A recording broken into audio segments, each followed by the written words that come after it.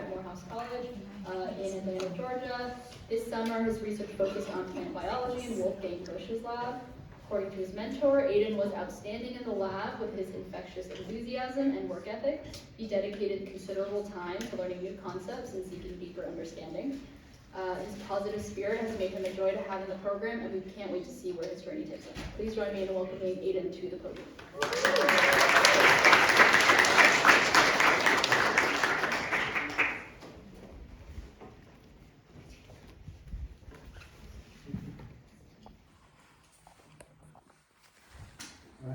Good afternoon, everybody. My name is Ayden Clark-Veal. I am a rising senior at Morehouse College, surf intern in the Bush Lab. This summer, my research is focusing on identifying candidate genes for increasing root biomass of Arabidopsis thaliana.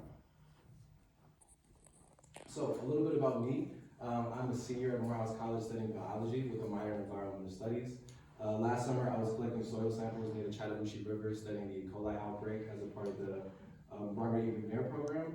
I was also in the AHA program working at Emory University looking at different obesity-related risk factors.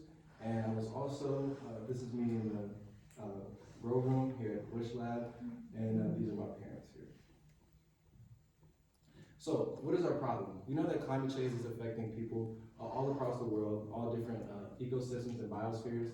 And we know that atmospheric carbon dioxide is one of our biggest problems. Since the Industrial Revolution, we know that atmospheric carbon dioxide has gradually increased, raising global temperatures as well. And so we know that carbon drawdown is one of the important ways that we can combat this problem. And so that's what the Harnessing Plants Initiative is focused on. We're basically trying to identify different genes, different aspects of plant biology that can make us create these soft ideal plants with deeper rooting systems that can harness more carbon and keep it in the soil for much longer. There's a high rate of carbon that's stored in suberin, which is one of the important molecules that the Bush Lab is focused on. But my team specifically will be focused on increasing the root biomass. And so why are we focusing on root biomass? We know that plants naturally store carbon dioxide from the atmosphere into their root systems. And so in agricultural settings, when these plants die back, we do not want that carbon being re-released back into the atmosphere. And so with deeper rooting systems, we can have more resilience to environmental stresses such as salt, drought, and increased atmospheric carbon.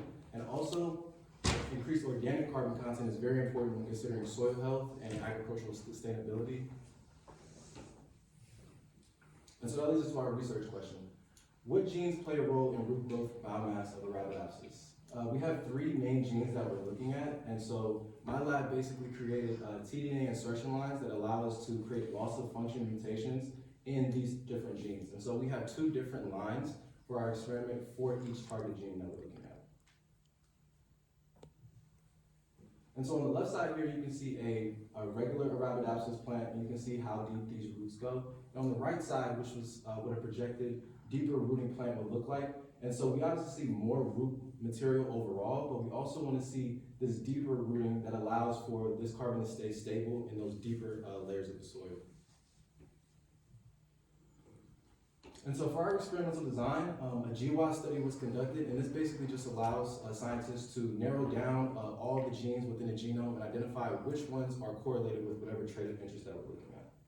And so once these genes are identified, we have different lines in our database that allow us to select for those. And once we get our seeds, we then sterilize them using chlorine gas for an hour.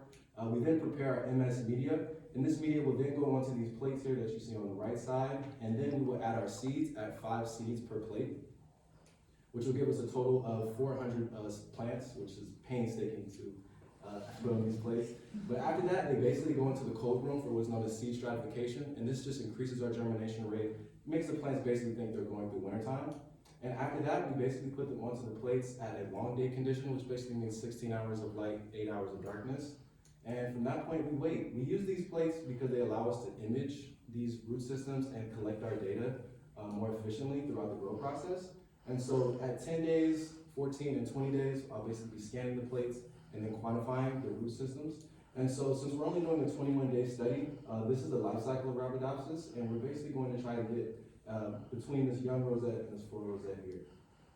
And so we also have the opportunity to collect our fresh weight at the end and then dry them for 3 days to collect a more accurate representation of what the mass looks like for these root systems.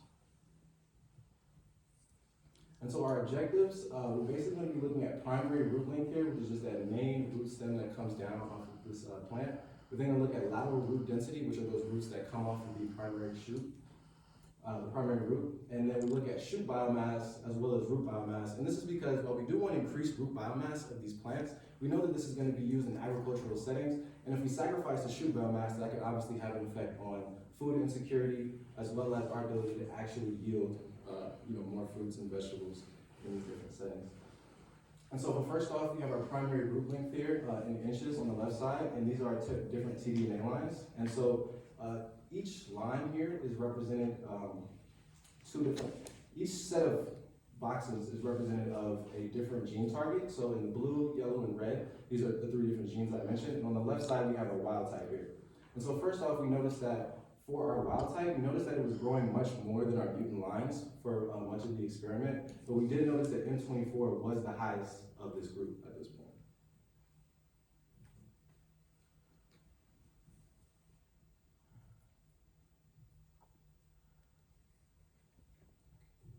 So for day 14, we have our wild type images here of our plants, and then on the right side, we have some of our mutant lines. And so M24, which was the highest of the mutant lines, is here on the right side.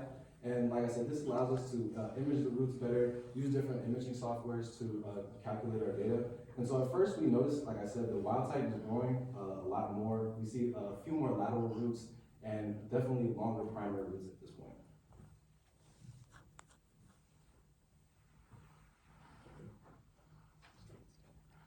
And so at day 14 as well, we took the primary root length again, and what we noticed that some of the mutant lines were able to catch up with the control group, but we still didn't see that heightened increase in average among these different lines, which is very interesting based on what we were expecting from this experiment.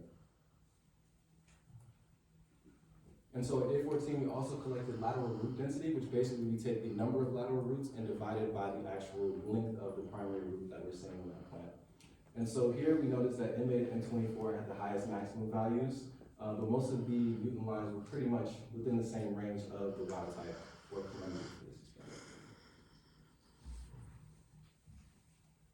And so at day 20, we were able to actually harvest the plants from these plates and collect our shoot biomass. And after they were dried for 3 days in the oven, we noticed that M24 still was much higher. M8 as well. We noticed a larger difference between M24 and M8 than what we were expecting, since we know that these are targeting the same exact gene. We also saw a larger difference between M33 and M49 than what was expected. And this could be due to some of the overlap. When plants are basically growing on top of each other, they have to compete. And so this is very interesting considering that our Columbia was still in range with most of the mutant lines at this point.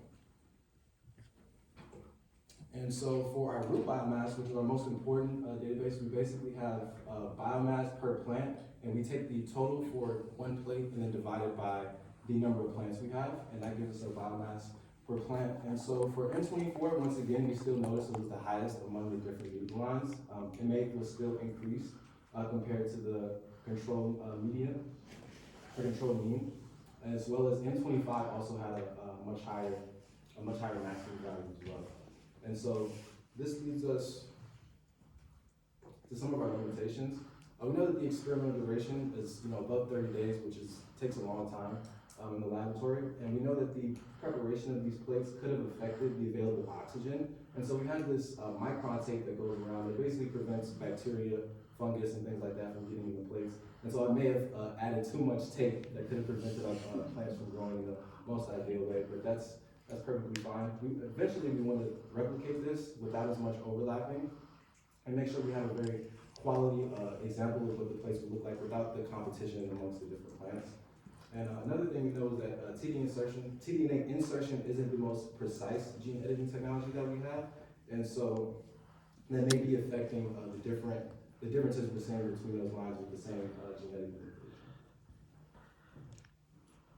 And so for our future directions, we want to replicate this experiment and genotype our samples to quantify what is actually being expressed in these plants to make sure we're seeing what we want to.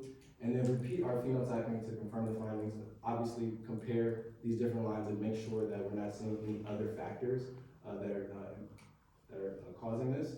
And then eventually you want to identify mechanisms for the EIF3 gene, EIF3G gene impacting biomass. We saw that M24 had the highest shoot biomass and root biomass, and if this is going to be used in agricultural settings, this could have a very important, be a very important finding for plant breeders and things of that nature.